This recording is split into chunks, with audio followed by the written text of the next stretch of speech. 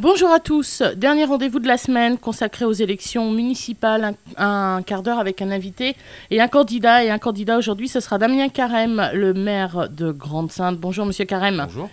Et c'est Ahmed Kara du Journal des Flandres du Phare Dunkerquois qui m'accompagne. Bonjour Ahmed. Bonjour Florence, bonjour. Monsieur Carême. Damien Carême, vous briguez un troisième mandat. Vous êtes à la tête de cette mairie de Grande-Synthe déjà depuis quelques années avec... évidemment, beaucoup de choses de réaliser. Si on devait, dans les grandes lignes, parce qu'on va parler de votre programme, tirer un bilan, c'est quoi votre fierté sur ce dernier mandat, par exemple? 2-3 lignes. C'est la transformation de la ville et du quotidien des habitants. En fait, on a construit beaucoup de logements sur la ville, on a reconstruit, on a refaçonné l'urbanisme de cette ville qui lui change son image aussi bien à l'intérieur qu'à l'extérieur de la commune. Mais en transformant cet habitat, on a aussi transformé la vie des gens. Enfin, moi, le témoignage que j'ai qui est le plus poignant pour moi en tant que maire, c'est d'avoir des habitants de l'ancienne place du Courguin qui aujourd'hui viennent me dire aujourd'hui, j'ai plus honte d'inviter ma famille chez moi. Voilà, donc ça prouve bien qu'on a touché le quotidien des habitants en faisant ces opérations de renouvellement urbain, parce qu'on dit souvent que c'est beaucoup d'urbain, de béton, mais derrière, c'est vraiment la vie des habitants. Et quand on voit ce qui est devenu l'ANRU, ce que devient l'ANRU, avec des financements compliqués, l'ANRU, on rappelle, l'Agence nationale de renouvellement urbain, c'était important de le faire tout de suite, parce qu'il y a des communes maintenant qui cherchent des financements pour finir des programmes entamés. Oui, tout à fait. Et on est rentré dedans tout de suite. On a même eu une dérogation sur le quartier du Courguin. On s'était déjà battu avec le ministère de la ville à l'époque, avec Borloo, pour obtenir une dérogation, parce qu'on n'était pas en zone urbaine sensible sur le quartier du Courguin, pour obtenir les financements. 67 millions sur la place du Courguin, 70 millions sur l'îlot des Peintres. C'est vraiment des gros investissements sur lesquels la ville participe peu. Nous, on est à 5 millions sur chaque projet. Donc, c'est sur nos compétences, éclairage public, aménagement urbain. Donc, c'est vraiment une manne financière extérieure qui était extrêmement importante et qui nous a permis de modifier profondément ces quartiers. Et vous n'avez pas perdu de population, parce que en général, l'ANRU, comme on prend un petit peu plus de place pour mieux loger les gens, ce qui est compliqué, c'est de retrouver du foncier pour accueillir la même population après. Alors, vous n'avez pas perdu de population. Alors, la ville a de la chance, c'est qu'il y avait une politique d'acquisition foncière depuis 40 ans qui nous permettait d'avoir des terrains disponibles. Donc, on a souvent reconstruit pour déménager. On a stagné la population. Enfin, on a stagné dans le sens où on n'a pas accueilli de nouvelles populations parce qu'il a fallu construire, déménager, démolir. Et maintenant qu'on reconstruit, on va retrouver de la population. La ville a perdu de la population, mais pas à cause de ces projets-là, à cause du baisse de nombre de personnes par foyer. On est passé de 3,5 personnes par foyer en 1990 à 2,5 aujourd'hui. Donc on a plus de foyers dans la ville. On est passé de 6 500 à 7 500 foyers dans la ville, mais on a moins de population parce que les foyers sont moins peuplés. On va continuer dans cette optique-là avec les logements, ça aussi, ça fait partie de votre bilan. Qui dit logement, on dit économie d'énergie aujourd'hui dans la nouvelle philosophie, biodiversité, etc., etc. Là, vous êtes vraiment parti sur une autre donnée. On parlait d'image de Grande-Synthe tout à l'heure. Ça fait partie de la nouvelle image de Grande-Synthe aujourd'hui. Oui, l'environnement qu'on a soigné aussi, c'est un vieil héritage. Quand on a été élu capitale française de la biodiversité, c'était, je l'ai toujours dit, l'héritage de 40 ans d'action en matière d'environnement sur cette ville, avec le Puy-Touc, avec les arbres en ville, avec la nature en ville. On est dans cette même poursuite et dans cette même logique de politique environnementale et de lutte contre le changement climatique. Et ça ramène, là encore, dans des populations qui sont socialement en difficulté, ça ramène du pouvoir d'achat. Quand on fait des logements BBC ou très haute performance énergétique, moi, il y a des logements qui ont été livrés en novembre dernier, dans lesquels les habitants n'ont pas encore allumé le chauffage. Sur les prochains logements qu'on va livrer à l'îlot des Peintres, il y a 2 radiateurs dans le logement, un sèche-serviette dans la salle de bain et un radiateur dans le salon. On est dans le nord de la France, c'est possible de le faire, ça demande de l'engagement. Mais derrière, les habitants, quand on est aujourd'hui à 3 000 € de facture de chauffage en moyenne par an, ça a tout son sens, ça prend tout son sens dans des villes qui sont en difficulté sociale comme la nôtre. C'est une fierté pour vous parce que ça, vous l'avez démarré il y a une paire d'années. Ouais. À une époque, on vous regardait du coin de l'œil en disant ouais, il est sympa avec son écologie. Mais au final, on se rend compte, et Ahmed et moi, à force de voir passer les candidats, on se rend compte que tout le monde commence à s'y mettre. Tout le monde commence à se dire oui, on va peut-être y aller aussi, nous. Il y a des gens aujourd'hui qui n'ont plus les moyens de se payer le chauffage. Oui, c'est le constat que vous avez fait il y a parce que la typologie sociale d'une ville comme Grande-Synthe nécessitait peut-être ces décisions un petit peu plus tôt que dans d'autres communes aussi. Oui, parce qu'il fallait traiter les problèmes à la base. Alors on peut aider financièrement les gens à lutter contre les coupures de chauffage et faire face à leurs factures énergétiques. L'intérêt, c'est quand même de diminuer cette facture à la source derrière. Donc c'est bon, 1, pour le porte-monnaie des habitants, et 2, pour la planète en termes d'émissions de gaz à effet de serre, en fait. Damien Carême, notre invité, un quart d'heure avec un candidat, maire sortant de Grande-Synthe, qui brigue un troisième mandat. On va passer au programme. Le logement, ça fait encore partie de ce programme parce qu'il y a encore des choses à faire.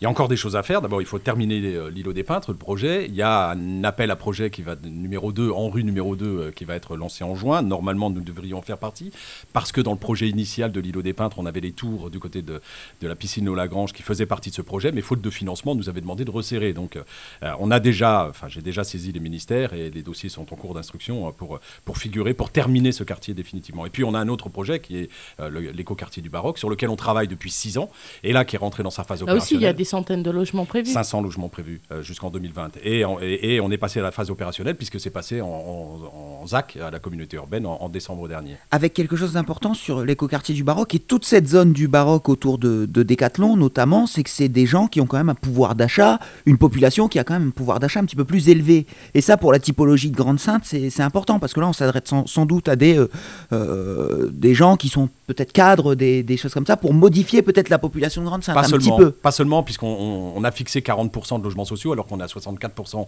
de logements sociaux dans la ville. Oui, vous, la loi SRU, c'est pas un problème pour vous. Ah non, c'est pas un problème, on est 3 fois au-dessus de la loi SRU.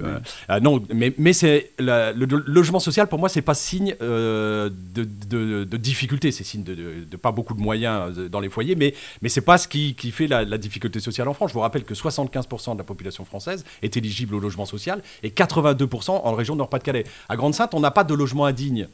Parce qu'on a des bailleurs sociaux qui sont présents. Je pense que si les villes faisaient plus d'efforts en logement social, on n'aurait pas cette lutte contre le logement indigne qui doit être menée partout en France. Donc ça, c'est la première chose. Dans l'écoquartier, nous prévoyons 40% de logements sociaux quand même. Parce qu'il ne faut pas que ça soit un quartier bobo. Je ne veux pas de ça. Je veux qu'un quartier qui soit à l'image du reste de la ville. Mais c'est vrai que ça va être un quartier qui va être conçu de telle manière où, parce que on sait que 50% des gens qui quittent l'agglomération dunkerquoise vont dans le périurbain pour avoir Donc ça va être un quartier boisé, ça va être un quartier fleuri. Donc il n'y a pas besoin d'aller à la campagne. Ça va être la ville à la campagne. Exactement. Ça va être des îlots de vie à la campagne. On reste dans la biodiversité, dans l'environnement, etc. Mais ça va très loin, puisque par exemple... C'est un vrai écoquartier. Par exemple, les eaux grises et les eaux noires, donc toutes les eaux qui partent des foyers, seront traitées en phytoépuration d'ailleurs. Et ce qui nous permet d'avoir un bilan de la ZAC très faible. Donc là aussi, on parle d'argent public et d'économie d'argent public. En concevant les choses et en se servant des services de la nature, on peut arriver à faire en sorte qu'on n'ait pas d'argent public injecté en trop grande partie. En gros, on fait des économies qu'on injecte ailleurs. Et dans votre programme, il y a quoi? Les grandes lignes directives de ce programme? Alors sur le logement, on vient d'en parler. L'autre problématique, c'est quand même l'emploi. Donc il y a ce projet que nous avons avec Imochamp d'agrandissement de la zone qui se fait en lien avec la communauté urbaine, avec la chambre de commerce. Alors Imochamp, on rappelle, parce que c'est vrai que ça fait l'actualité, c'est agrandir... 25 000 mètres carrés supplémentaires à Auchan. Voilà. Et c'est 300 orienté emplois. Équipement de la maison, principalement, puisque c'est un manque sur l'agglomération dunkerquoise. Les études de la Chambre de commerce montrent qu'il y a 22 millions d'euros annuellement qui quittent l'agglomération dunkerquoise pour aller à Calais, à Lille ou en Belgique pour acheter du mobilier. Donc il fallait mettre sur la communauté urbaine, répondre à cette demande à la communauté urbaine. Donc c'est pas faire dépenser plus, puisque cet argent est dépensé, mais il est dépensé ailleurs. Donc c'est garder sur place et créer 300 à 350 emplois sur l'agglomération dunkerquoise. Et jusqu'à preuve du contraire, pour l'instant, il n'y a pas de projet d'une ampleur pareille pour créer autant d'emplois. Allez, très prochainement, parce que ça va se faire... Avec des entreprises. Le Nord-Grage, quand même, la zone de Bessy, où c'est 850 mais sur d'autres entreprises qui arrivent. Plus de grosses entreprises qui arrivent et qui créent d'un seul coup 350 emplois. Donc ça, on va poursuivre ça. Et puis, comme c'est la première fois, moi, il y a un sujet qui me tient à cœur et que je défendrai à la communauté urbaine, puisque c'est de la compétence, et que pour la première fois dans ce scrutin municipal, on va flécher des élus communautaires. Moi, je souhaite qu'on travaille sur un plan de captation du CO2 d'Arcelor. D'abord pour faire en sorte que cette entreprise soit maintenue sur site. C'est-à-dire que c'est le projet de Florange, qui a capoté à Florange, qu'on capte le CO2 d'Arcelor, qu'on regarde avec le projet Total qui avait été mené par les syndicats de fabrication d'hydrogène. Et quand on mixe le CO2 et de l'hydrogène, on a du méthane qu'on pourrait injecter dans notre réseau. Alors là, c'est de la création d'emplois, c'est du maintien de l'emploi industriel qui est extrêmement important pour nous parce que c'est des milliers d'emplois qui vont se dégager dans les années qui viennent avec les départs en retraite qu'il va falloir remplacer. Et c'est verdir, j'allais dire, notre industrie, quand même, 14 millions de tonnes de CO2 qui sont émis par l'industrie, c'est extrêmement important dans les plans climat. Et ça génère derrière toute une technique et donc des créations d'emplois. En plus, c'est le fameux centre d'études initié par Arnaud Montebourg qui a finalement capoté du côté de Florange, qui paye. C'est le projet ULCOS qui était à Florence. Ah ben tout le monde doit se mettre autour de la table. L'État devrait se mettre autour de la table, l'Europe va devoir se mettre autour de la table, l'industriel se mettre autour de la table et la communauté urbaine se mettre autour de la table. Il y va de notre maintien, je pense, de l'industrie sidérurgique sur notre territoire. Parce que la taxe carbone... que vous avez déjà mis sur la table ? Non, pas encore. Il était Tout du moins que vous avez déjà évoqué, il était en sortez, gestation. D'autres l'ont évoqué, des spécialistes de l'énergie avec lesquels j'ai discuté nationalement l'ont évoqué. Mais il faut qu'on y travaille de manière urgente pour ne pas qu'un jour, les taxes carbone qui vont être imposées fassent en sorte que notre industriel qui est ici décide d'aller faire ailleurs, là où il n'est pas taxé. Parce que c'est comme ça que ça va se passer. Donc voilà, c'est pour moi fondamental qu'on travaille sur ce projet-là. D'autant qu'il y avait des projets, une fois la fermeture de la raffinerie Total, etc., des projets qu'on n'a jamais vus arriver. C'est l'occasion de relancer tout ça. Donc, et puis pour moi, qui suis aussi conseiller régional, c'est l'inscription dans la 3e révolution industrielle de la région. Ça va complètement dans ce sens-là. Oui, disons qu'il y a tout un tas de leviers possibles tout à fait. Pour mettre à bien c'est le moment d'y aller. C'est comme les financements de l'ANRU tout à l'heure. C'est l'occasion d'y aller. Faut pas louper le train. Non. Et donc il y a urgence à y travailler. Damien Carême, candidat à Grande-Synthe, vous en êtes le maire sortant, vous briguez un 3e mandat. Vous avez fait pendant 12 ans tout un tas d'équipements. Il y a eu la piscine rénovée, l'atrium, évidemment le Stadium Nord, le club hippique. Pardon ? Stadium Nord, c'est un Villeneuve. Stadium du littoral. Oui, Nord, littoral, voilà. Il y a eu tout un tas d'équipements. Est-ce qu'il y a encore des équipements à faire ou pour l'instant tout est bon ? On en est où au niveau de la piscine d'abord ? C'est une vraie question aujourd'hui. La piscine fonctionne bien. Ça va faire un an dans quelques jours que la piscine a été inaugurée. 90 000 entrées. On a juste eu une fuite il n'y a pas longtemps, mais c'est parce qu'ils ont percé pour mettre un garde-corps pour l'accessibilité aux personnes handicapées sur le pédiluve. Sinon le reste est rentré dans l'ordre. Enfin, il n'y a plus de problème et tout ça tourne. Donc il y a eu beaucoup d'équipements réalisés. 15 en 13 ans. Ouais. Non, dans le prochain mandat. Il n'y en a pas besoin d'autres pour l'instant. C'est pas une priorité pour l'instant. Il faut refaire le centre de santé. Parce que c'est le plus vieil équipement de la ville, c'est l'ancien centre social qui date des années 62-63, il faut le refaire parce qu'il n'est plus adapté du tout aux personnes à mobilité réduite, il est par demi-niveau, il est par couloir, il est plus fonctionnel du tout, on a des soucis fonctionnels sur cet équipement, donc on prévoit de refaire le centre de santé. C'est le seul équipement dans le mandat, et on ira rénover la salle des fêtes des Deux-Saintes aussi, ce petit quartier qui est un peu isolé, une salle des fêtes en préfabriqué sur laquelle il faut qu'on réaménage. C'est le seul équipement qui nous manque aujourd'hui. Je pense qu'on a beaucoup travaillé effectivement à la rénovation, il va falloir entretenir notre patrimoine aujourd'hui, mais devant les annonces de restrictions budgétaires auxquelles on va devoir faire face. Voilà, ça ne serait pas sérieux aujourd'hui de se lancer dans de nouveaux projets. Il y a des projets qu'on a autofinancés, parce que vous parliez du stadium du littoral, il est pratiquement autofinancé avec la vente des terrains à Imauchan et les subventions qu'on est allé chercher de l'autre côté. Parce que ces équipements ont été faits, je le rappelle, sans augmentation des taux des impôts depuis 2000. Une petite question concernant le centre de santé sur la polyclinique. Oui. Vous voulez garder votre polyclinique, quelles que soient les évolutions, il faut la garder. Il faut garder la polyclinique, il faut que cet équipement sanitaire perdure sur l'ouest du Dunkerquois, parce qu'il répond à des vraies problématiques sociales et sanitaires de l'agglomération, de l'ouest de l'agglomération. Donc il faut garder plein de services. Il peut y avoir des évolutions, je ne suis pas arc-bouté sur un certain nombre de choses, il y a la difficulté de recruter des spécialistes et donc de garantir la sécurité des patients qui viennent. C'est pour ça qu'avec le CHD, et il faut aussi qu'on ait un hôpital de qualité sur le Dunkerquois, donc il faut qu'il y ait une complémentarité entre les outils de santé qui sont offerts au Dunkerquois. C'est pour ça qu'on est dans ce groupement de coopération sanitaire qu'on a mis en œuvre dernièrement, où à terme, la maternité réintégrerait le centre hospitalier de Dunkerque. Et nous, on se spécialiserait dans un pôle gériatrique dont on a besoin, parce que la population de Grande-Synthe était jeune à l'époque de la construction de la polyclinique, en 77, de la mise en œuvre, et commence à bien vieillir. On a 80 personnes de plus de 85 ans aujourd'hui, on en aura 420 en 2000. Et on aura 1000 personnes de plus, entre 65 et 80 ans de plus sur la ville. On a vraiment besoin de travailler sur ce secteur-là. En 2000, c'est pas en 2000, c'est en 2020. En 2020, oui, pardon, excusez-moi. Il manquait un 2. Ouais. Donc voilà, la polyclinique, pour nous, est extrêmement importante. Il faut qu'on la garde avec toutes les spécialités qu'elle a, le laboratoire, la radio, la cardiologie, il faut qu'on remette de la pneumo, la gastroentérologie, etc., qui sont nécessaires pour la gériatrie, mais qui sont aussi nécessaires pour l'ensemble de la population. Et des consultations avancées de chirurgie, comme on le fait depuis que la chirurgie a intégré le centre hospitalier. Il nous reste 2 minutes, on va faire court. Dans le programme, j'avais noté un truc, création d'une monnaie locale, favoriser les circuits courts. Ouais. Ça peut paraître loufoque comme ça, mais ça existe et ça se fait ailleurs, et bien pas sûr. Bien loin, à Boulogne-sur-Mer notamment.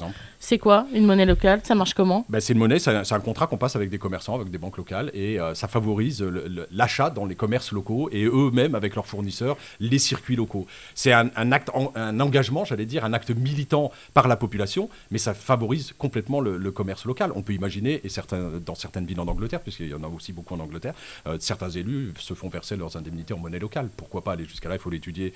On bouge beaucoup, donc c'est un peu faut trouver un nom compliqué. Alors. À la monnaie locale, on trouvera un nom. Mais ça, on demandera aux habitants de trouver ce nom-là. Mais en termes d'économie locale, c'est un vrai vecteur de développement du commerce local.